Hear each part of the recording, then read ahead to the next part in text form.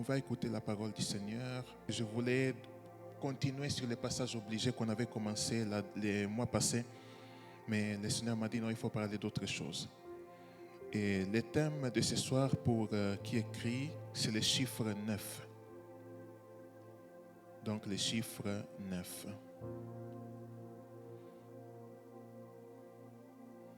Dans le domaine de la numérologie, le chiffre 9 est associé à l'année 2025. Si nous faisons les calculs, 2 plus 0 plus 2 plus 5 est égal à 9. C'est vrai que depuis le début de l'année, j'étais étonné de pourquoi je n'avais pas reçu cette révélation. Et bizarrement, la révélation est arrivée maintenant où nous sommes dans le 9e mois, le mois de septembre. Et le mois de septembre, on voit que c'est le chiffre 9. Je pourrais parler de beaucoup d'autres choses. Je pourrais parler du chiffre du 9e mois associé au calendrier hébraïque, mais le Seigneur m'a interdit. Il m'a dit que je puisse parler seulement du chiffre 9. Et dans les chiffres 9, on va trouver plusieurs définitions. À quoi ça correspond les chiffres 9? On va juste en partager 3. Les premiers symboles du chiffre 9, la première chose, c'est l'accomplissement. Donc, les chiffres de l'accomplissement. Ça, c'est la première chose. La deuxième chose, le chiffre 9, c'est la plénitude des dons spirituels. Dans les chiffres 9, on retrouve encore la fin du cycle et la préparation pour une nouvelle étape. Donc, je vais reprendre. Le chiffre 9, ça correspond 1 au chiffre de l'accomplissement, 2 au chiffre de la plénitude des dons spirituels, 3 chiffre qui symbolise la fin d'un cycle et la préparation pour une nouvelle étape. Alors là, je vais effectivement commencer à vous expliquer étape par étape pour que vous puissiez comprendre. Amen, Église, nous sommes ensemble. Amen. Alors, pourquoi le chiffre 9, c'est le chiffre de l'accomplissement? Si vous voyez la Bible, Jésus, il est mort à la 9e heure. Et nous allons voir ça dans Matthieu 27, verset 46 jusqu'au verset 50. Matthieu chapitre 27, verset 46 au verset 50. Je vais lire pour l'attention de l'assemblée. Et vers la 9e heure, Jésus s'écria d'une voix forte, Élie, Élie, lama sabachthani, c'est-à-dire, mon Dieu, pourquoi m'as-tu abandonné? Quelqu'un de ceux qui étaient là, l'ayant entendu dire, il appelle Élie. Et aussitôt, l'un d'eux courut prendre une éponge qu'il remplit de vinaigre et l'ayant fixé à un roseau, il lui donna à boire. Jésus poussa de nouveau un grand cri et rendant l'esprit. Amen. Ici, on voit qu'à la 9e heure, Jésus, il devait accomplir une mission. C'était le salut de l'humanité. Nous avons vu ça la dernière fois. Le passage obligé de Jésus, c'était pour le salut de l'humanité. Et Jésus, il devait accomplir cette mission pour que moi et toi, nous soyons sauvés. Et si lui, il n'aurait pas accompli ça, moi et toi, on ne serait pas là aujourd'hui. On ne serait pas là aujourd'hui, on ne serait même pas des chrétiens. On serait tout simplement quelque part en train de faire autre chose. Mais si nous sommes des chrétiens, si nous sommes des enfants de Dieu, si nous sommes vivants, c'est grâce à un homme, c'est Jésus-Christ.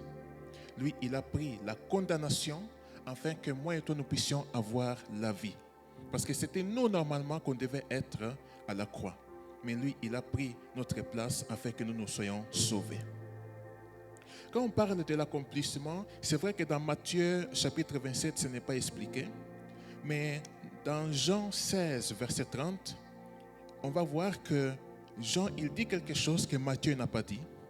Donc dans Jean 16, verset 30, la parole de Dieu déclare, quand Jésus y prit le vinaigre, il dit, tout est accompli. et baissant la tête, il rendit l'esprit. Tout simplement pourquoi? Parce que Jésus, à un certain moment, il avait soif et on lui a donné du vinaigre. Quand il a pris le vinaigre, alors là, il a dit, tout est accompli. Je prie aujourd'hui que le tout est accompli, ça puisse se manifester dans la vie de chacun d'entre vous. Que tout ce qui est inaccompli, que le Seigneur puisse l'accomplir au nom de Jésus-Christ. Alors on part au deuxième. Pourquoi les chiffres 9? On voit comme deuxième point, comme nous avons dit avant, le chiffre 9, c'est le chiffre de la plénitude des dons spirituels. Ça, on va regarder dans Galates, chapitre 5, verset 22 jusqu'au verset 23. Donc je répète, Galates, chapitre 5, verset 22 au verset 23. Je vais lire pour l'attention. Je ne sais pas si vous avez trouvé. C'est bon, hein? Alors, je lis dans le nom du Seigneur.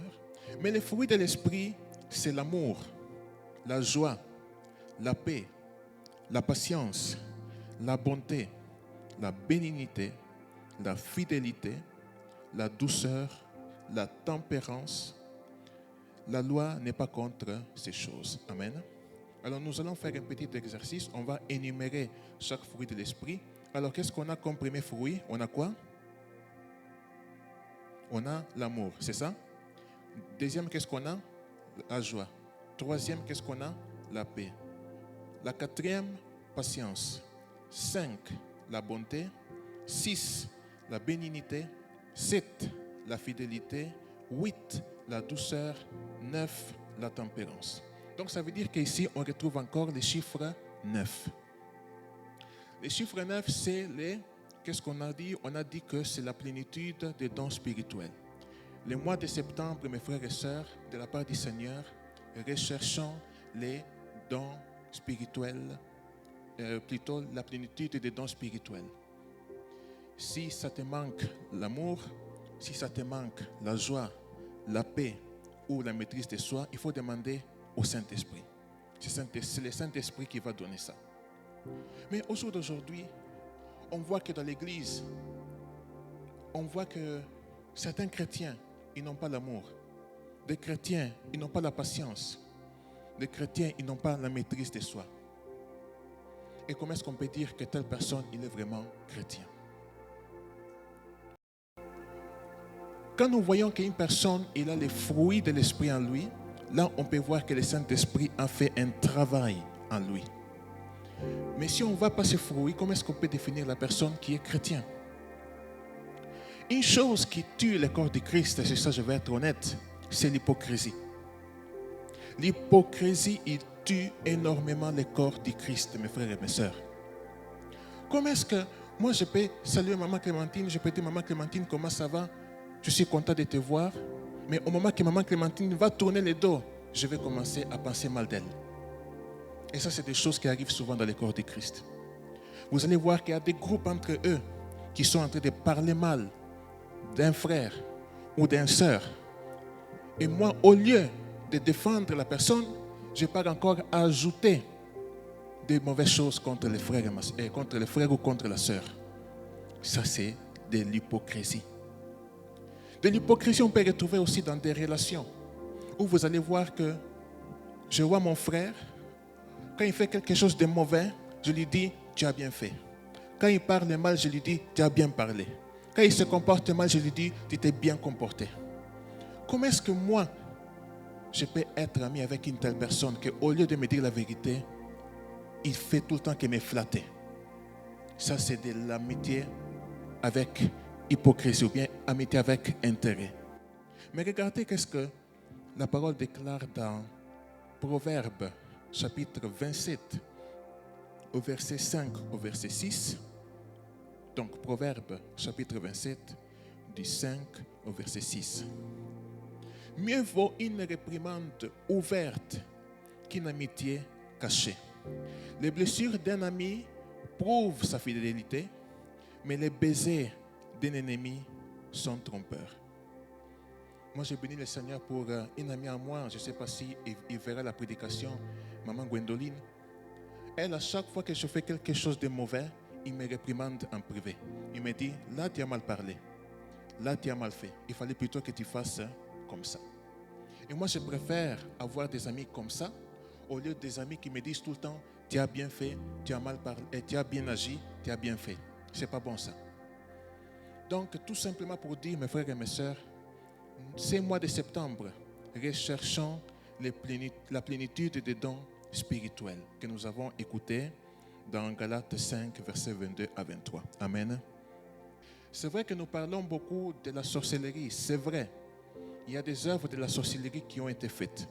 Mais je voudrais que nous puissions tirer l'attention. Les œuvres de la sorcellerie, ce n'est pas seulement faire des incantations, faire des mauvais sorts, mais c'est le mauvais cœur aussi. C'est le mauvais cœur. Quelqu'un peut venir à l'église, il a un mauvais cœur. Pour que l'église ne puisse pas avancer, ça aussi c'est la sorcellerie. C'est pour ça que nous devons prêter attention à ça. Et troisième, chiffre 9, comme fin d'un cycle et une préparation pour une nouvelle étape.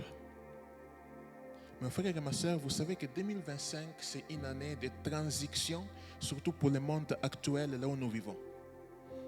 Moi, je ne voulais pas trop chercher à faire des recherches, mais le Seigneur m'a dit, tu vois, si tu veux savoir dans quelle époque tu vis, il faut que tu fasses des recherches, il faut que tu regardes les actualités. Je dis, bon, ok, d'accord, on va faire comme ça. Et il y a des changements au niveau économique, géopolitique, technologique. Je vais vous expliquer ça rapidement. Au niveau économique, il y a les domaines, ce qu'on appelle le domaine BRICS. C'est un domaine où on va retrouver certains pays, comme par exemple le Brésil, la Russie, l'Inde, les États-Unis et encore un autre pays que ça m'échappe, la Chine. Merci beaucoup, Papa Sam. Et qu'est-ce qu'ils veulent faire? Ils se rassemblent entre eux pour créer une nouvelle monnaie. Et si cette monnaie, ça va fonctionner, vous allez voir que le dollar, il va baisser de valeur. Parce qu'effectivement, c'est cette monnaie ici qui va prendre les monopoles. Et qu'est-ce qui va se passer après? Les États-Unis d'Amérique, ils vont perdre l'influence économique. De deux, au niveau géopolitique, nous allons voir la Chine. Il a fait, au mois de septembre d'ailleurs, ils ont fait une défilé militaire où on va retrouver Vladimir Poutine et le chef suprême de l'État du Corée du Nord. Pardon. Exactement. Et vous pensez qu'ils sont là seulement pour voir, oh non, c'est de très bonnes armes que la Chine propose. Non, mes frères. Ils sont en train de préparer une alliance, on peut dire, entre la Chine, la Russie et la Corée du Nord pour une éventuelle guerre. Et troisième, au niveau technologique, vous allez voir l'intelligence artificielle. Maman Clémentine, tu vois que l'intelligence artificielle est en train de prendre le monopole dans tout. Le travail, il est en train d'être remplacé par l'intelligence artificielle. Vous allez voir que les temps vont passer où il y aura des robots qui vont commencer à travailler à la place des êtres humains. Et c'est en train de venir doucement, doucement. Et je voudrais terminer en disant que quand on parle aussi de la fin d'un cycle et la préparation d'une nouvelle étape, nous pouvons comparer ça aussi à la grossesse. Les mamans de cette église, ils savent très bien qu'est-ce que ça veut dire. Pendant les 9 mois où ils portent la vie en eux, ce n'est pas facile. Des fois, je remercie Dieu du fait qu'il ne nous a pas donné la grossesse à nous les hommes. On allait souffrir. On allait pleurer, pleurer tous les jours. C'est pour ça qu'on voit nos mamans qui nous portent 9 mois. Maman, les mamans, vous êtes forts. Vous êtes vraiment fortes. Et encore, les moments les plus difficiles, c'est le moment de l'accouchement. Parce que ça, c'est entre la vie et la mort. Ils peuvent avoir 4 scénarios. Premier scénario, soit la maman va décéder et l'enfant va vivre. 2, soit la maman va vivre et l'enfant va décéder. 3, soit les deux ils vont vivre. 4, soit les deux vont mourir. Est-ce que j'ai bien dit? Et c'est pour ça qu'on voit des gens comme Maman Clémentine ou Maman Jeannette ou Maman Jojo qui au jour d'aujourd'hui, ils ont plusieurs enfants. Ça démontre la grâce de Dieu, la fidélité de Dieu. Et je voudrais, si on peut acclamer pour nos mamans. Si on peut acclamer pour maman Clémentine, maman Jeannette, maman Jojo et tous les autres mamans qui sont de l'église Bethesda. Parce que vous êtes fortes et vous êtes aussi les témoignages que Dieu c'est un Dieu vivant. Et je voudrais dire que, pour terminer, que le mois de septembre, ça soit un mois d'accouchement, un mois de grossesse pour chacun d'entre nous. Le mois de janvier, tu as cherché, mais ça n'a pas fonctionné. Février, n'en parlons pas. Mars, avril, mai, juin, juillet, août, ça n'a pas fonctionné. Mais que le mois de septembre, ça soit un mois de grossesse, ça soit un mois d'accouchement de quelque chose, que ce ne soit pas un moment d'accouchement de n'importe quoi, ou ça soit l'avortement, mais ça soit un mois d'accouchement. Je l'ai dit sur l'onction du pasteur Samuel, je l'ai dit sur l'onction de mon père spirituel, que le mois de septembre, ça soit un mois d'accouchement. Ça soit un mois d'accouchement d'un projet, ça soit un mois d'accouchement de quelque chose que tu as cherché pendant plusieurs mois. Ça ne s'est pas accompli, mais que le mois de septembre, ça va s'accomplir. Nous avons parlé de la fin d'un cycle et le début d'une nouvelle étape. Pendant tous les 8 mois qui sont passés, tu as beaucoup pleuré. Mais le mois de septembre, ça ne sera pas un mois de pleurs, de tristesse, mais ça sera un mois de pleurs, de joie. Tu ne vas plus te lamenter, tu ne vas plus dire Dieu n'existe pas, mais tu vas dire que oui, Dieu est fidèle, Dieu il existe. Au nom de Jésus-Christ, Amen. Que le Seigneur bénisse sa parole.